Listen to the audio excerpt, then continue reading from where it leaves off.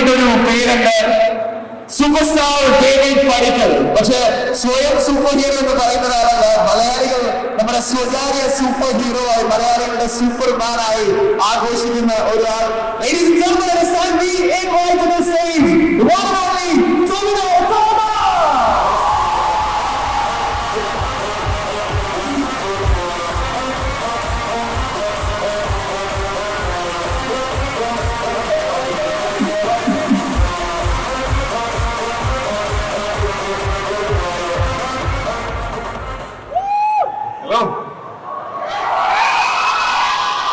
എങ്ങനെയുണ്ട് ട്രെയിലർ? ഇഷ്ടപ്പെട്ടോ?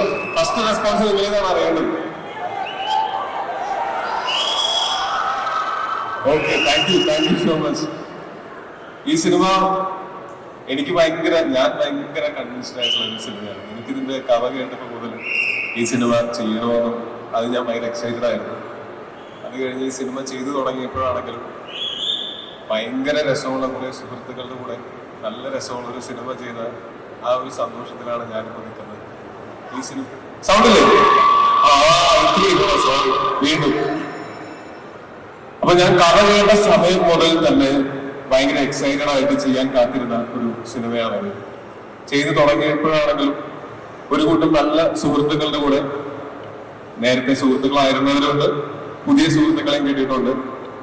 അങ്ങനെയുള്ള കുറച്ച് പേരുടെ കൂടെ ഭയങ്കര സന്തോഷത്തോടെ ആസ്വദിച്ച് ചെയ്ത ഒരു സിനിമയാണ്. എനിക്ക് മനസ്സിന് ഏറെ പ്രിയപ്പെട്ട ഒരു സിനിമയാണത്. ഒരുപക്ഷെ ഞാനും ജോലി ചെയ്യുന്ന മേഖലയെ പറ്റിയിട്ടുള്ള ഒരു സിനിമ ആയത് കാരണം കൊണ്ട് എനിക്ക് കുറച്ച് കൂടുതൽ റിലേറ്റ് ചെയ്യാൻ പറ്റുമായിരിക്കും, അതുകൊണ്ടായിരിക്കാം. പക്ഷെ ഞാൻ കരുതുന്നത് മലയാളികൾ ഭയങ്കരമായിട്ട് ഒരു സിനിമ കൾച്ചർ ഉള്ള ആൾക്കാരാണ്. അതായത് നമ്മൾ ദൈനംദിന സംസാരങ്ങളിൽ സുഹൃത്തുക്കളായിട്ട് സംസാരിക്കുമ്പോഴോ ഒക്കെയും നമ്മൾ സിനിമ റെഫറൻസസ് ഭയങ്കരമായിട്ട് ഉപയോഗിക്കുന്ന ആൾക്കാരാണ്. ഇപ്പൊ ഞാനൊക്കെ സിനിമയിൽ വരുന്നതിന് എത്രയോ മുമ്പ് എനിക്ക് ഓരോ സിനിമ വരികയും അല്ലെങ്കിൽ ഇവരുടെ ഓരോ ഇന്റർവ്യൂസും, ആക്ടേഴ്സിന്റെ ഒക്കെ ഓരോ ഇന്റർവ്യൂസും, ഡയറക്ടേഴ്സിന്റെ ഒക്കെ ഇന്റർവ്യൂസും ഒക്കെ കാണാനും അവരുടെയൊക്കെ ലൈഫ് എങ്ങനെയാണെന്നൊക്കെ അറിയാനും ഭയങ്കര കൗതുകം ഉണ്ടായിട്ടുള്ള ആളാണ്. അപ്പൊ ഈ സിനിമ കുറച്ച് ആക്ടേഴ്സിന്റെയും ടെക്നീഷ്യൻസിന്റെ ഒക്കെ ലൈഫ് എങ്ങനെയാണ് നമ്മൾ കാണുന്ന ഇൻസ്റ്റഗ്രാമിലും ഫേസ്ബുക്കിലൊക്കെ കാണുന്ന ഫോട്ടോസിനപ്പുറം ഇവരുടെ ലൈഫ് എന്താണ്, നമ്മൾ ഈ കാണുന്ന 2 മണിക്കൂർ 2.5 മണിക്കൂറുള്ള ഒരു സിനിമ ഇവര് 100 ദിവസം കൊണ്ടൊക്കെ ഷൂട്ട് ചെയ്യുന്ന സമയത്ത് ഓരോ ദിവസവും 1 മിനിറ്റൊക്കെ ഫുട്ടേജ് ഉണ്ടാക്കുന്ന ആ പ്രോസസ്സിന്റെ പിന്നിൽ നിങ്ങൾ അരങ്ങിൽ കാണുന്നതിനപ്പുറം അണിയറയിൽ പ്രവർത്തിക്കുന്ന ഒരുപാട് പേരുണ്ട്, ഒരുപാട് ഡിപ്പാർട്ട്മെന്റുകളുണ്ട്. അവരുടെയൊക്കെ ഒരു റെപ്രസെന്റേഷൻ ഈ സിനിമയിൽ നിങ്ങൾക്ക് കാണാൻ പറ്റും. എങ്ങനെയാണ് ഈ പ്രോസസ് ഒക്കെ നടക്കുന്നതിന്റെ ചെറിയൊരു ഐഡിയ നിങ്ങൾക്ക് കിട്ടും. ഒപ്പം ഈ ട്രെയിലറിലും ടീസറിലും പാട്ടിലൊക്കെ കാണുന്നത് പോലെ ഒരു അടിച്ചുപൊളി പടം തന്നെയാണ്. പക്ഷെ സിനിമ തുടങ്ങി കുറച്ച് കഴിയുമ്പോഴത്തേക്കും ഈ ക്യാരക്ടറിന്റെയും ചുറ്റുമുള്ളവരുടെയൊക്കെ ഇമോഷൻസുമായിട്ട് നിങ്ങൾക്ക് കണക്ട് ആവും എന്ന് എനിക്ക് ഉറപ്പുണ്ട്. അവസാനമൊക്കെ ആകുമ്പോഴത്തേക്കും ചിലപ്പോൾ കണ്ണു നിറഞ്ഞേക്കാം, ഇടയ്ക്ക് കുറെ സമയം നിങ്ങൾക്ക് ചിരിക്കാനുണ്ടായിരിക്കും, ചിന്തിക്കാനുണ്ടായിരിക്കും. അങ്ങനെ കുറെ കാര്യങ്ങളുള്ള ഒരു സിനിമയാണത്. ഞങ്ങൾ എന്തൊക്കെ ഈ സിനിമയെ പറ്റി പറഞ്ഞാലും അൾട്ടിമേറ്റ്ലി നിങ്ങൾ ഈ സിനിമ കണ്ട് നിങ്ങളാണ് വിലയിരുത്തേണ്ടത്. ആ വിലയിരുത്തലുകൾ കേൾക്കാനായിട്ട് ഞങ്ങൾ കാത്തിരിക്കുകയാണ്. ഒപ്പം ഇവിടെയുള്ള എന്നെ സൂപ്പർ സ്റ്റാറിനൊക്കെ വിളിച്ചതിൽ വലിയ സന്തോഷമുണ്ട്. പക്ഷെ എനിക്ക് പേടിയാണ് സൂപ്പർ സ്റ്റാർ ആവാൻ. പക്ഷെ താങ്ക് യു സോ മച്ച് എന്നെ ഈ ക്യാരക്ടറായിട്ട് കണ്ടതിൽ. സുവിനും പിന്നെ ദിവ്യയും ഞാനും ഒരുമിച്ച് അഭിനയിച്ചിട്ടുള്ള സിനിമകളിൽ എൻ്റെ സഹോദരിയായിട്ടും ഭാര്യയായിട്ടും ഇപ്പോൾ എൻ്റെ അമ്മയുടെ ചെറുപ്പകാലമായിട്ടും അങ്ങനെ വേണം പറയാനായിട്ട്, അങ്ങനെ അല്ല അമ്മയായിട്ട് എന്ന് പറയാൻ പറ്റില്ല. നാളെ മകളായിട്ടും അഭിനയിക്കാനുള്ള അവസരം ഉണ്ടാവട്ടെ എന്ന് ആശംസിക്കുന്നു. പിന്നെ ഈ സിനിമയിലെ ഡേവിഡ് പടിക്കലിന്റെ ആദ്യത്തെ ഹീറോയിനാണ് ആൻബാവ എന്ന് പറയുന്ന ഭാവന ചെയ്ത ക്യാരക്ടർ.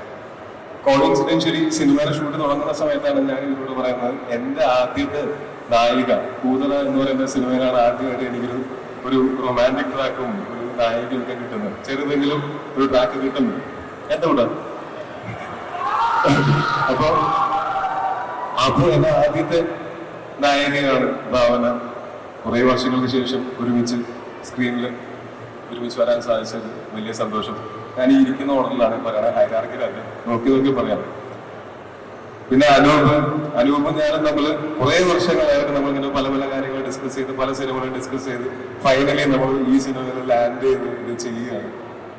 അപ്പോൾ എത്രയോ സമയങ്ങൾ നമ്മൾ സിനിമയെ പറ്റിയിട്ടും ജീവിതത്തിനെ പറ്റിയിട്ടും സംസാരിച്ചിരുന്ന സമയങ്ങളുണ്ട്. എനിക്ക് വളരെ അടുത്ത ഈ സിനിമയിലാണ് കുറച്ച് കൂടുതൽ ഞങ്ങൾക്ക് എടുക്കാൻ പറ്റിയത്. ഈ സിനിമയ്ക്ക് 100% സപ്പോർട്ടായിട്ട് നിന്ന അനൂപും അലനും. തീർച്ചയായിട്ടും എളുപ്പമല്ല ഇങ്ങനൊരു സിനിമ ഇത്തരം സ്ഥലങ്ങളിൽ ഷൂട്ട് ചെയ്യേണ്ട, കുറച്ച് വലിയ വലിയ സെറ്റപ്പുകളുള്ള സിനിമ എക്സിക്യൂട്ട് ചെയ്യുന്നതിൽ പല പ്രതിസന്ധികളും നേരിട്ടപ്പോഴും അട്ടയ്ക്ക് നിന്ന ആൾക്കാരാണ്. Thank you so much Alan. അതുപോലെ തന്നെ പ്രൊഡ്യൂസർ മാത്രമല്ല, ഇടയ്ക്ക് വർക്കൗട്ട് ചെയ്ത് ബോറടിച്ച് വർക്കൗട്ട് ചെയ്തുകൊണ്ടിരിക്കുമ്പോൾ ജിമ്മിൽ പാട്ടുണ്ടായിട്ട് വരുന്ന ആളാണ്. ശരീരമൊക്കെ നോക്കുന്ന ആൾക്കാരാണ്. Thank you so much. അപ്പോൾ ഇത് ഈ സിനിമയുടെ കൂടെ നിന്നാലും ചന്ദ്രന് ഞാൻ ഈ സിനിമയുടെ സെറ്റിൽ ആ സീൻ അഭിനയിക്കാൻ വരുന്ന ദിവസമാണ് ഞാൻ ശരിക്കും പരിചയപ്പെടുന്നത്. അതിന് മുമ്പ് ഞാൻ മഞ്ജുമൽ ബോയ്സിന്റെ ലൊക്കേഷനിൽ പോയപ്പോൾ ഒരു ബ്രീഫ്ലി പരിചയപ്പെട്ടിട്ടുണ്ട്. ഞാൻ സലിവേറ്റിലൂടെ 1-2 പടങ്ങളൊക്കെ ചെയ്തിട്ടുണ്ട്. എനിക്ക് ഇതിനെ കാണുമ്പോൾ ഭയങ്കരമായിട്ട് സലിവേറ്റിന്റെ അത് ആ ഒരു ആറ്റിറ്റ്യൂഡിലുണ്ട്. അത് ഭയങ്കര രസമുള്ള, ആരെയും പ്ലീസ് ചെയ്യാത്ത, അത്യാവശ്യം വെട്ടി തുറന്ന് എന്നാൽ ഹ്യൂമറൊക്കെ ഉള്ള നല്ല രസമുള്ള ആളാണ്. അവന് നല്ല ഭാവിയുള്ള ആക്ടറുമാണ്. ഒരുമിച്ച് അഭിനയിച്ചതിന്റെ വെളിച്ചത്തിൽ പറയാണ് ഓൾ ദി ബെസ്റ്റ്. ഗംഭീര ആളുടെ ബാലു എന്റെ വളരെ എഴുതുന്ന സുഹൃത്താണ്. ഞങ്ങള് പണ്ട് ഒരു സിനിമയിൽ ഞാൻ അഭിനയിച്ച ഒരു സിനിമയിൽ ഒന്നാം ലോകമഹായുധം എന്ന് പറയുന്ന സിനിമയിൽ ഗസ്റ്റ് അപ്പിയറൻസ് അഭിനയിക്കാൻ വന്ന അന്ന് മുതൽ ആണ് ഞങ്ങൾ തമ്മിലുള്ള സൗഹൃദം തുടങ്ങുന്നത്. പിന്നീട് ഞങ്ങൾ തരംഗവും കുപ്പിസിദ്ധപ്പേരും കുറേയുള്ള സിനിമകൾ കണ്ടു. പക്ഷെ എപ്പോഴും നമുക്ക് ഫോൺ വിളിച്ച് സംസാരിക്കുമ്പോഴാണെങ്കിലും അല്ലെങ്കിൽ നേരിട്ട് കാണുമ്പോഴും ഒക്കെ ആ ഒരു സൗഹൃദവും ആ മോഹത്തും ഒക്കെ കിട്ടിയിട്ടുള്ള ആളാണ്. ഈ സിനിമയിലാണെങ്കിലും ബാലുവും സൗഭിക്കും സുരേഷ് ഏട്ടനും ഒക്കെ ആയിട്ട് ഞങ്ങൾ 4 പേർക്കായിരുന്നു ഏറ്റവും കൂടുതൽ കോമ്പിനേഷൻ സീൻസ് ഉണ്ടായിരുന്നത്. വളരെ എൻജോയ് ചെയ്തിട്ട് ഈ സിനിമയുടെ നാളെ ഈ സിനിമ ഇറങ്ങിയിട്ട് ഇതിന്റെ റിസൾട്ട് എന്തായാലും ഞാൻ ഈ സിനിമയിൽ എനിക്ക് ചെറിഷ് ചെയ്യാനുള്ള കുറെ മെമ്മറീസ് ഷൂട്ടിംഗ് സമയത്ത് തന്നെ ഉണ്ടായിട്ടുള്ള ഒരു സിനിമയാണ്. ഓക്കെ. പിന്നെ നമ്മുടെ ഡയറക്ടർ ജീൻ എനിക്ക് ഭയങ്കരമായിട്ട് റിലേറ്റ് ചെയ്യാൻ പറ്റുന്ന ഒരാളാണ്. ഞങ്ങൾ അതായത് ജീൻ പറയുന്നൊരു തമാശ എനിക്കും ഞാൻ പറയുന്നൊരു തമാശ ജീനും മനസ്സിലാവുന്നു എന്ന് പറയുന്നത് തന്നെ വളരെ എളുപ്പത്തിൽ അങ്ങോട്ടും ഇങ്ങോട്ടും കമ്മ്യൂണിക്കേറ്റ് ചെയ്യാൻ പറ്റുന്ന ഒരു മാധ്യമമാണ്. ഞങ്ങള് ഈ സിനിമയുടെ ഷൂട്ടിംഗ് സമയത്ത് ഈ സിനിമയിൽ നമുക്ക് എഴുതി വെച്ച് പറഞ്ഞ് അഭിനയിക്കാവുന്ന സീനുകൾ എഴുതി വെച്ച് അതുപോലെ തന്നെ പറഞ്ഞു കഴിഞ്ഞാൽ നമുക്ക് ഒരിക്കലും ആ സീൻ ഞാനൊന്ന് പറഞ്ഞു കഴിഞ്ഞിട്ട് നോക്കട്ടെ. അപ്പോ അങ്ങനെ എഴുതി വെക്കാൻ പറ്റാത്ത പോലുള്ള സീനുകൾ ഇതിനകത്തുണ്ട്. അതിന്റെ ഒരു ബേസിക് സ്ട്രക്ചർ എഴുതി വെക്കാൻ പറ്റുള്ളൂ. അതിന് പുറത്ത് നമ്മൾ എല്ലാവരും കൂടെ ഡിസ്കസ് ചെയ്തും പെർഫോമൻസിൽ അത് പരമാവധി എൻഹാൻസ് ചെയ്തും ഇംപ്രൂവൈസ് ചെയ്തും ചെയ്യേണ്ടതാണ്. അപ്പൊ അതിന് ഒരു ആക്ടർ എന്നുള്ള നിലയ്ക്ക് ഒരു സ്പേസും അതിനപ്പുറത്ത് ഒരു സൗഹൃദം ഉള്ളത് കൊണ്ട് തന്നെ അങ്ങോട്ടും ഇങ്ങോട്ടും നല്ലതാണെങ്കിൽ നല്ലതാണെന്ന് ഇങ്ങോട്ട് പറയാനും മോശമാണെങ്കിൽ മോശമാണെന്ന് പറയാനും ഇങ്ങനെ ചെയ്തോട്ടെ എന്ന് അങ്ങോട്ട് ചോദിക്കാനും ഒക്കെ ഉള്ളൊരു സ്പേസ് തന്ന വൈകുന്നേരങ്ങളിൽ എല്ലാവരും കൂടെ ഒരുമിച്ചിരുന്ന കമ്പനി തന്ന എല്ലാവർക്കും നന്ദി. ജീവിതം പ്രത്യേകിച്ച് നന്ദി.